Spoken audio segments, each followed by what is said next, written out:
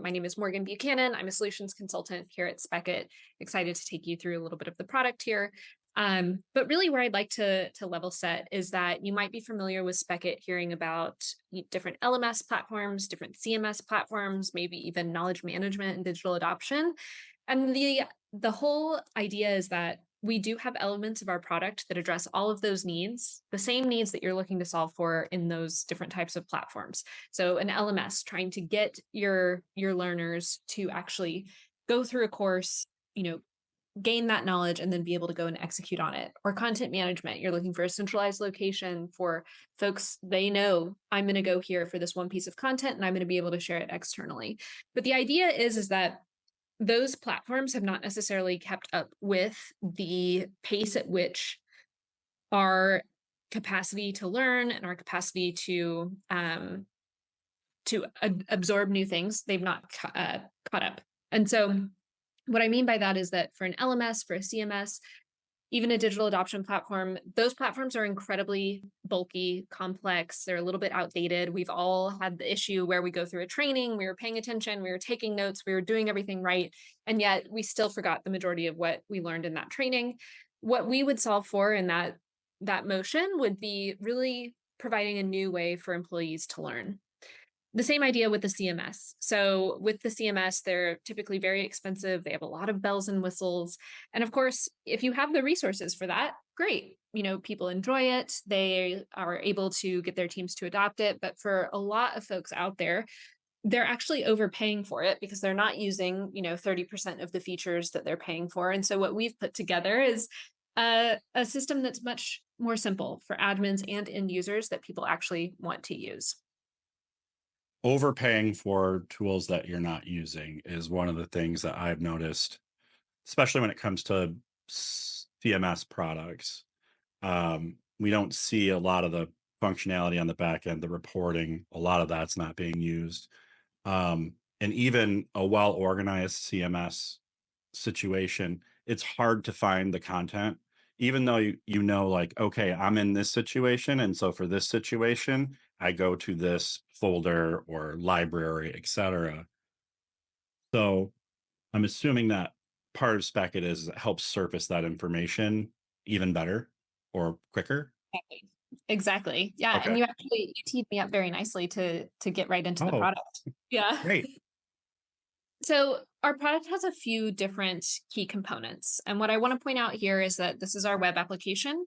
It looks familiar because we designed it to be familiar. This is not going to be our defensible differentiator, if you will, in the marketplace, but I like to point this out as kind of a home base for admins specifically to come in and manage their teams, view analytics, which we'll get into towards the end of this demo, all of the things that you would associate with anything on the back end is going to be done through the web application, but it's also a home base for your end users.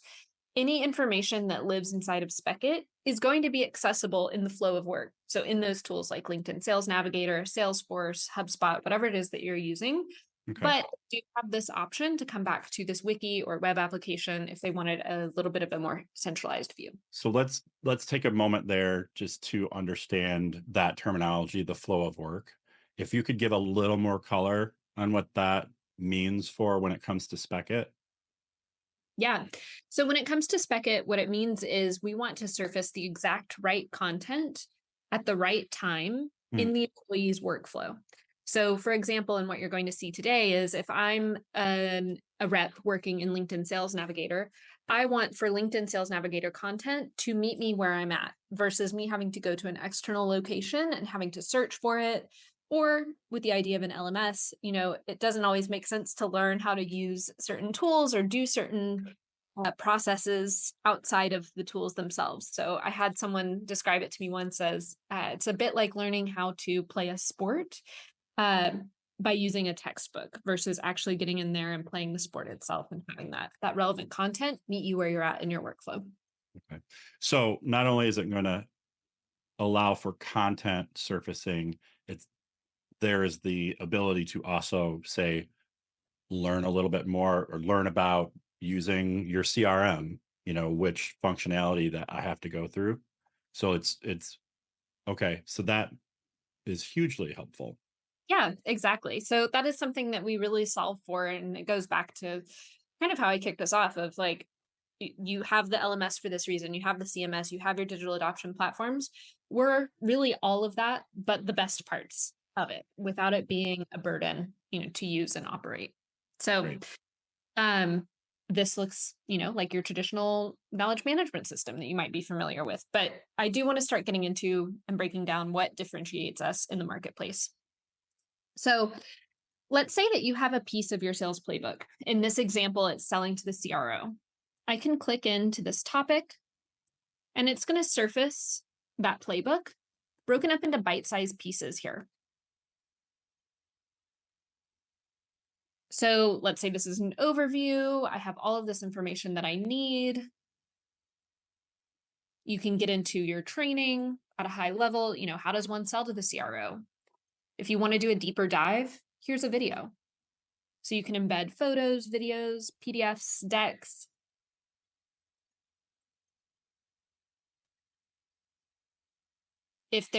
With regards to that, if the deck is something that you want to be shared externally, we do have that feature as well. So any collateral and learning and content that's related to a specific topic of information can live in one of those folders or topics. Okay. So just like most knowledge management systems, you can do it by topic or by action, etc. Exactly. Okay. In the example of this kind of, learning path, if you will, you can also direct folks to take a knowledge check, which is going to be a short, bite-sized quiz. This is, of course, addressing some of the LMS functionality that we see people looking for. And so everything about our product is delivered with the idea that things should be, again, easy to consume for the end user, but easy to administer for the admin. And so we recommend keeping these between 3 and 4 questions. And I'm just kind of randomly answering here so that you can see what it looks like if something is wrong. You can surface that. You can also link out to related resources or have the individual choose to retake the information. And of course, anything that you're going to see today, we have analytics on the back end showing you who is and is not engaging with this content, down to a per user level. So now I want to start getting into what does really differentiate us in the market. And so let's say that I was prospecting inside of LinkedIn Sales Navigator, and I'm going to use that same example of the topic of information related to the CRO. And so individuals do have access to all that information via our sidebar. Our sidebar is going to be contextual and intuitive. So it's going to read that I'm on LinkedIn and it's going to surface information relevant to that website. This is as simple as, copying and pasting a URL. We really don't believe in the complicated tagging methodologies and things that really bog admins down when they're working in a traditional CMS. We want to keep things, again, super, super simple and easy to manage. So the next thing that I want to point out here are going to be our embedded specs, and we'll get into this in more detail inside of Salesforce. But this is usually what gets folks super, super excited about our product. And that is the ability to really embed content exactly when and where questions are going to arise for the end user. So great, messaging in LinkedIn Sales Navigator. Maybe it's process guidance, or maybe it's a persona review. What do I need to know in order to talk to that specific persona? How do I use saved searches? So again, using the example of the sales process, let's say I am in that stage 5 negotiation stage and I need to review, what questions do I need to be asking? What content do I need to be sharing externally? Maybe there's a security overview or something of that nature. Maybe I do want to review the sales to success handoff. So when you see this integrated properly, like by stage or by action, or even back on Sales Navigator, um, under the different contexts in which it's currently living there, what type of success are you seeing in terms of usage when it comes to a team? So I think, well, let me ask you, As far as types of success, do you mean like adoption? Do you mean like impact numbers? What specifically are you looking First of for? all, great clarifying question. I appreciate that. But um, first, I'd like to know about adoption, and then secondly, how it's impacting, say, close rates, if you've seen it impact that, or the sales cycle time. Have we seen it speed up, et cetera? Those sort of things as well. Yeah. So we do have a number of case studies for those specific that address those specific metrics. So tabling adoption for a minute, which I'll get into. But with something like decrease in sales cycle length or increase in close rates, we do have a number of customers that have tied that to that specific metric, and they've seen an improvement after leveraging Spekit. One example that I like to use is one of our customers was doing a lot of lengthy in-person trainings. Of course, we all know how much time that takes to prepare for and then actually do. And if you're hiring, you're going to have to do that over and over and over again. What they were actually able to do was replace some of those trainings with information in Spekit that they pushed out via our spotlights, which we'll get into here in a moment. But what they were able to do was save so much time with this kind of set it and forget it methodology that they were able to reduce not only the amount of time that they spent on trainings, but also I think their ramp time decreased by over a month as well. And then as far as close rates, if folks are actually using the information that Enablement works so hard to create and push out to actually improve those close rates, then, they're ideally going to improve. It just depends on what your metrics are in your organization and then how we can tie it to that. Yeah, understood. Thank you for the being a little more in depth with both of those. I think those are two things that, especially the onboarding piece, when we talk about enablement, one of the things that we get hit with quite a bit is we want to make sure that they're ramped faster. So understanding that that's a possibility, because we can now structure our onboarding program to really contain like the foundational information and skills they need, and understand that there's that support system with Spekit that's going to surface information as they continue to grow in their job, where they're going to get that information just in time for that just in time learning, like your opportunity owner there. Exactly. Yes. Thank you for pointing that out. Not enough people point that out. Yeah. And I think too, when things are communicated in context, they're much stickier. Again, going back to that playing a sport by using a Yeah. textbook analogy. So it just depends on, what changes are you making? What are you pushing out? And where does that actually need to be communicated? And I'm then, curious, this is a more of a out there kind of question when it comes to utilizing something like Spekit. Um, and so if you don't have the information on this, like I wouldn't expect you to, but maybe I'm just underestimating your abilities. Um, but when you were talking about, onboarding time being reduced, et cetera, and saving the money on live training, I'm curious if you've had some people that you've spoken to that have said, not only did we reduce live training, but we've reduced training because we've fixed processes, meaning that we've fixed an environment that may have been broken. Because that's one of the things that we push towards in enablement. When somebody says, hey, I need a new training, we want to examine why you need that training, and then we need to evaluate whether it's actually training or process inside an environment that we can fix first. yeah, that's a really great question. And I think we think about that in two ways. The first being that another issue is the idea of one-off repetitive questions in Slack or in Teams. You're constantly being plagued with them. Maybe your ops team is getting support tickets. So if we can instead provide that guidance to people when they have those questions, whether it's about a tool or a process or whatever, that's another area where we see a lot of success, is a drastic reduction in overall support tickets. The next piece of that is going to be how we help end users deliver feedback, again, without leaving their flow of work. And so you may have noticed these emojis down here at the bottom. If an employee reacts thumbs down or they're confused, it's going to prompt the individual to submit feedback. If I were to click on this, it would take me to my Gmail. There would already be an email populated for whoever owns this information. So in this case, it's Mallory Packard. So I could send an email to her saying, hey, I think this is out of date, please fix. And she can take care of that on her own time. There are additional ways with our dashboards and our analytics that we help you manage that, as far as what's expired, what hasn't been looked at in 3 years, what hasn't been edited in 3 years, but it's being looked at every day, Right. Okay. and things like that. So there's a couple of different ways that we manage that.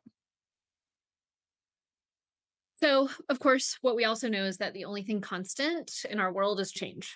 And again, learning in the flow of work means communicating change in the flow of work too. Because if you communicate a change via Slack or via email, it's very easy for the end user to ignore it or say, oh, great, I'm going to get to that later. And then they never get to it, despite their best intentions. I've been there myself. So we want to help reduce that. And there's a few ways that we help you do that. The first is going to be through these spotlights. Spotlights are going to be in-app change notifications that you can tie to any URL on the internet. So in this example, there's been a change to our medic fields in Salesforce. So this change is being communicated on the opportunity object inside of Salesforce. End users will have to view the information. If they choose not to view it right away, they'll click this show me later.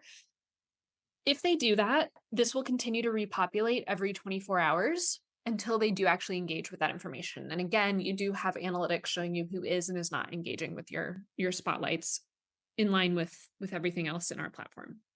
Just out of curiosity, I click on view topic. Is it track how long I actually view the topic? So it will track how long you viewed the spotlight. So one of the ways that we see this leverage too is you can actually embed a video here. So let's say you have a new training video and it's 20 minutes long, but this person viewed the spotlight for 2 minutes, and then you know that they didn't watch your training video. As far as like actually timing how long someone's going to be on the topic itself, at this time, that's not necessarily something that we're focused on. So in this example, it's opening up a topic in the sidebar. You can have it link out to another web page or a specific spec of information. Your opportunities are many with where you want the spotlight to actually lead to. The second method that we have to help you communicate change is going to be these little push notifications. So you see this here, this one by the tab, the little bell, and then up here on the toolbar as well. If I click on this little bell, then I'm going to see really a real-time update of things in my Spekit org, whether it's an update to a spec itself, or if someone is viewing externally shared content, which I'll get into here in a moment. So as an end user, I can come in and see this change log, if you will, of things that are new in my org.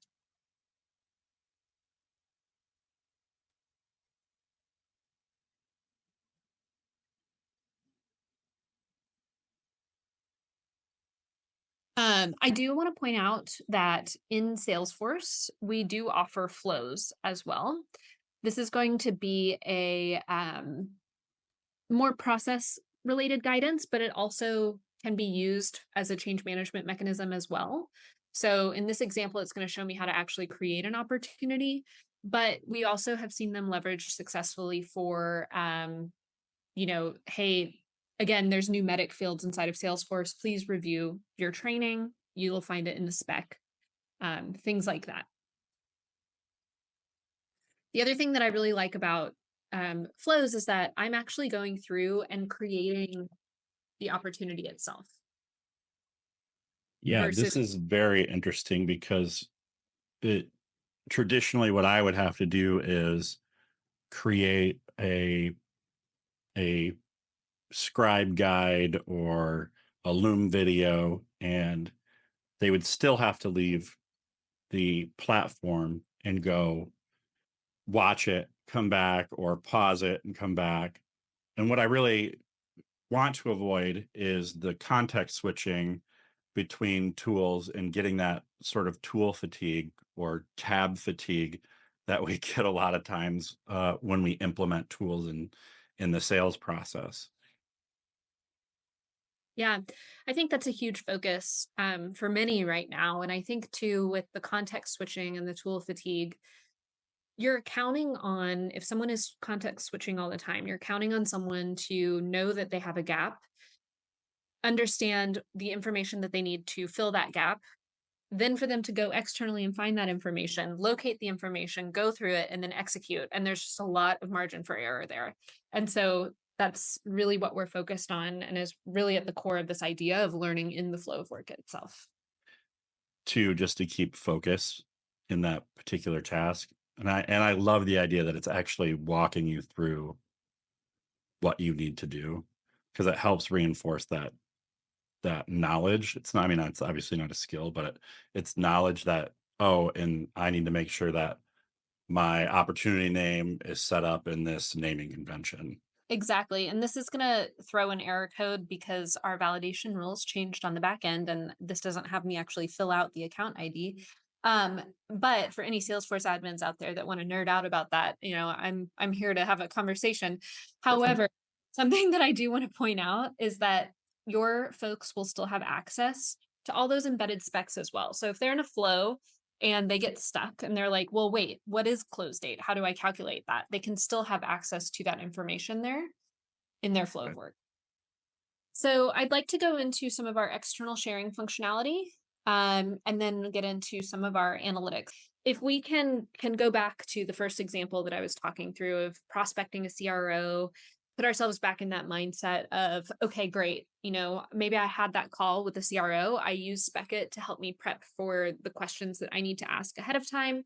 Now it's time for me to follow up. And that CRO asked for a specific one pager. Great. So I'm going to come in here. I'm going to compose an email. I'm going to say, here's the one pager. And then rather than going externally to find that information, I have access to it again in my flow of work, like a broken record over here. But let's say that I wanted to view that same topic we were looking at earlier.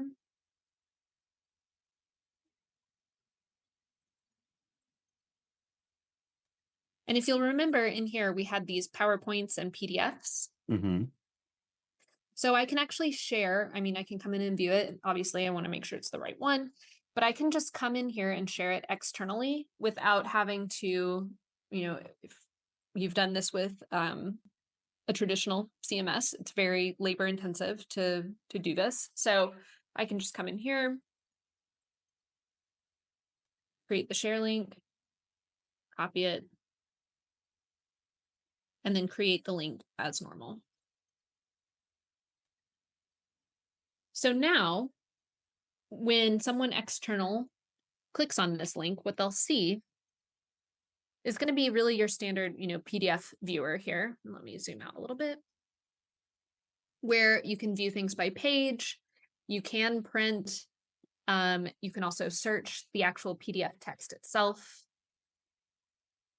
But then also, if your champion or whoever you're selling to is going to be sharing this internally in their own organization, they can just copy this share link, and then it will continue to track and require folks to input their emails if that's something that you want. It'll continue to track that on the back end so that your sellers know what's being engaged with. For enablers as well, we do have more of an overarching view, so what's your top shared content, what's your most engaged content, and things like that. Let's say that I sent this email and I wanted to see if anyone had looked at this. Obviously, I didn't actually send this out, so I'm not going to have a notification. But if you can remember those little red push notifications that we saw earlier, that would surface here. I would do the same thing. I would come up to this notifications bell, and great, 2 people viewed my share link. So let's use that as an example. I click on that, and it's going to take me to an end user view of all the information that I have shared externally. This will show the company I shared it with, the actual piece of content, the date it was created, the date it was last viewed, the total number of external views. And then if I click into this, it's going to give me data on unique viewers. And so this is where you can see who's opened this, when they last viewed it. And this is where you can actually see the time spent on the piece of content as well. Yeah, I like that too, because you can actually see, or hopefully tell, hey, I sent this out to one person, it was shared to 10. And by the way, in this instance, Devin looked at it for 4.5 minutes. So he's very interested in what this content is. Exactly. Yep. While we're on the topic of our analytics, I can get into a little bit more of what analytics can mean for admins. So we do offer a ton of different views. So there's a lot to talk through. I'll hit the greatest hits, and then, I'm open to questions as always. But we do start off with our content engagement dashboard. So this is going to give you the global view of adoption trends, which was your question earlier, inside your org. So this is going to show you, and again, you can, drill this down by topic. So if you just wanted to see information related to that selling to the CRO topic, you could. You can also drill this down by team. So if, let's say, you wanted to compare sales to CS, BDRs to AEs, we make it very easy for you to do that with a simple drop down. Whereas in other tools, I believe it has to go through like a BI tool or something like that. There's a lot of extra steps that you might need to take to view that information. So again, making it super simple for end users and admins. You can do that by manager too. So like if I have Tom and Sherry, I can look at Tom and Sherry, see which team is utilizing it the most. It's not just by role. Correct. Yeah. Okay. So the teams themselves, there's a few different ways to set them up. We can do it by whatever is pre-existing inside of your Salesforce or your SSO. But then from there, you can parcel out folks, and folks can be members of multiple teams. But let's say you have Tommy's team and Jerry's team, then you can see that those teams, side by side. So this is also where, you're going to see your larger view activity. I like to caveat that you might have someone who's a super user, so this might skew your results a little bit. For that, to address that, we do offer also our unique viewers. Our unique viewers view, our unique viewers dashboard, where you can see what the unique view trends are here. And then we've got the top engaged content as well. And so this is really where you can see as an admin, what, if anything, has been shared externally, what that content actually looks like. So you can click into here and view it. And what's really popular in your org.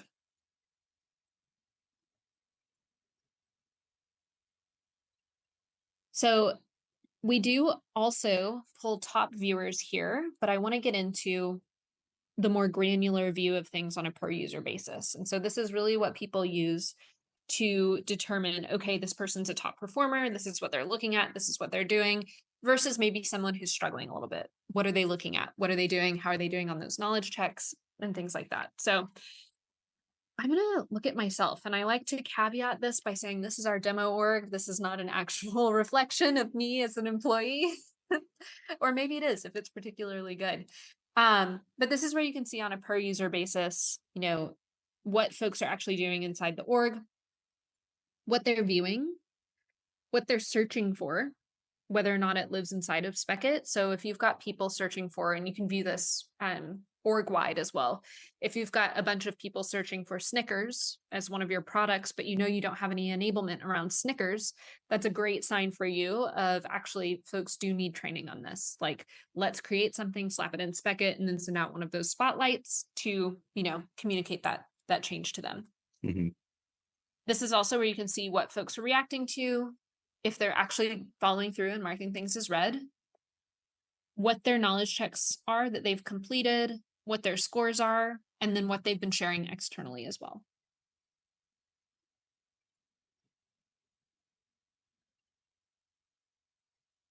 When you are working with successful companies who have implemented Spekit, what is the one thing that they're doing that really helps drive that success And when I say success, I mean using Spekit to its fullest. I think there's two things. The first thing is that there's not a single point of failure. So we say that there needs to be, I mean, you can spec it alone, but we say that typically success involves three people creating content. So perhaps that's you and two other members of your team. Perhaps that's you and then a SDR team lead and a CS manager who, they're really the subject matter experts on their fields. We do allow you to decentralize and democratize who is creating content as much as you want, with our hierarchy of user roles. But I would say, having multiple people creating the content and then also keeping that content fresh. And I'm about to go into a dashboard that helps you manage that. But as soon as, being a seller, I get it. Like as soon as you feel like the content is not serving you, or as soon as you're looking for something and it doesn't live inside of Spekit, it can be difficult to rebuild trust. And so we do have a content strategy team that works with you based on the needs of your organization to ensure that everything is, that you're rolling it out in a way that is going to work for you and your org in terms of adoption. Great. I love the idea that there is also help out there. Oh yeah, we certainly don't give you the keys to the castle and say good luck. That's not our MO, if you will. But if you did want to self-serve, that's where we get into this kind of spec management dashboard. So this is going to show you what's been created, if there are subject matter experts assigned to it, how many creators you actually have. But what I really like about this is that it's going to show you what's fresh, so edited in the last 180 days, or stale, edited over 180 days ago, and then popular, with one or more views in the last 90 days, or 0 views in the last 90 days. So if you've got something that is fresh, but it's cold, so it's recently created, but it has no views, that's a great sign to you that, hey, there needs to be more communication around this, or we really need to push this to our reps to get them to engage. Alternatively, if you have something that's stale, but you have a ton of views on it, you can use that to really audit your content and make sure that you're producing the most up-to-date information for your team. Yeah. When you look at, say, freshness, can you go in and say, yep, I've checked it. It's still relevant. It's still exactly what we need. And it will repopulate its freshness score. That's a great question. So our dashboards do refresh, I believe, every 24 hours. So when you come in here and let's say that I wanted to update this email flow. So you'll see here it was last updated on September 12th. If I can come in here and let's say, I'm just going to delete that and make an edit, blah, blah, blah.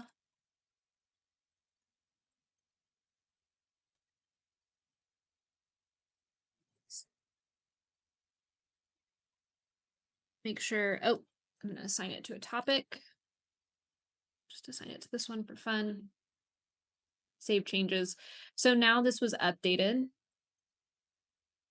And then this will eventually repopulate to show, once everything updates, it's me who made the update. This is when it was made. As we kind of come to a close here, Morgan, is there anything else that we should know about Spekit that we haven't covered already? I think that this is a really great place to start. I think your questions have been really awesome. It's helped us get a little bit more in depth, which I always appreciate. But I think that we've touched on what I wanted to touch on. There's of course other dashboards and other things that we can go super in depth on, but maybe it's best to just whet the appetite for you and your viewers, and then Perfect. they can touch with us when necessary. Well, that was my next question. So if somebody's watching this video and they're thinking to themselves, I really want to know more about this, who is the correct person to reach out to take those first steps? Yeah. So for now, they can reach out to me. It's morgan.buchanan@spekit.co. And I will get them if, I'm not necessarily the right person for them to talk to, I'll get them in the hands of the person who is.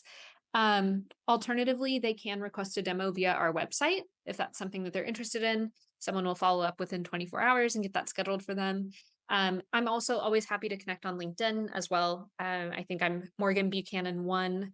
There was another Morgan, there was another Morgan Buchanan. She's like a college student, and I've gotten very close to like offering her a $50 Venmo or something to let me just have Morgan Buchanan. So, it's crazy times out there. But yeah, that's how they can get in touch with me.